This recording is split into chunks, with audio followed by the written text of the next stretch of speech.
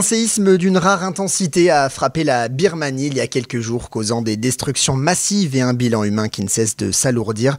Une catastrophe qui frappe un pays déjà meurtri par la guerre civile et la crise humanitaire. On revient ce matin sur cette tragédie qui bouleverse toute une région, Soukaina Benyazid. Le décompte macabre ne cesse d'augmenter.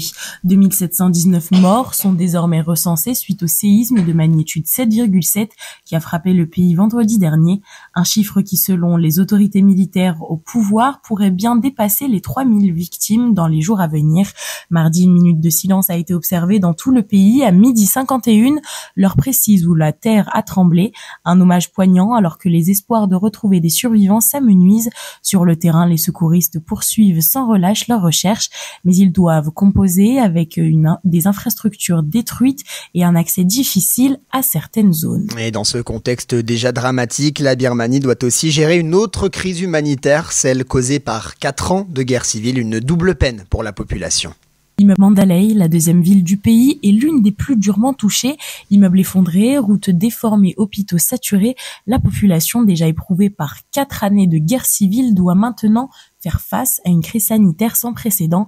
L'ONU tire la sonnette d'alarme. Avant même cette catastrophe, 3,5 millions de personnes avaient dû fuir les combats entre la junte et les groupes rebelles. Désormais, ces déplacés risquent de souffrir encore davantage entre manque de nourriture, absence d'abri et difficulté d'accès aux soins.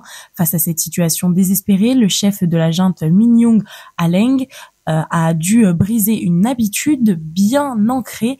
Il a fait un appel à l'aide internationale, une demande exceptionnelle venant d'un régime qui jusqu'ici refusait systématiquement l'intervention de l'extérieur. La Fédération internationale de la Croix-Rouge et du Croissant-Rouge a répondu avec un appel aux dons à hauteur de 100 millions de dollars pour aider les victimes. Pendant ce temps, les combats ne cessent pas, alors que les équipes de secours tentent de sauver des vies.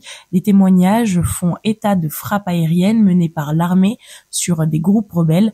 Un drame dans le drame qui rend encore plus complexe l'acheminement de l'aide humanitaire. Et même les pays voisins sont impactés. Les secousses ont été ressenties jusqu'en Thaïlande avec des conséquences dramatiques. Jusqu'à Bangkok, en Thaïlande, un gratte-ciel en construction s'y est effondré, faisant une vingtaine de victimes supplémentaires. Alors que le pays entame une semaine de deuil national, une question demeure: la communauté internationale pourra-t-elle agir efficacement pour aider un peuple birman déjà à genoux?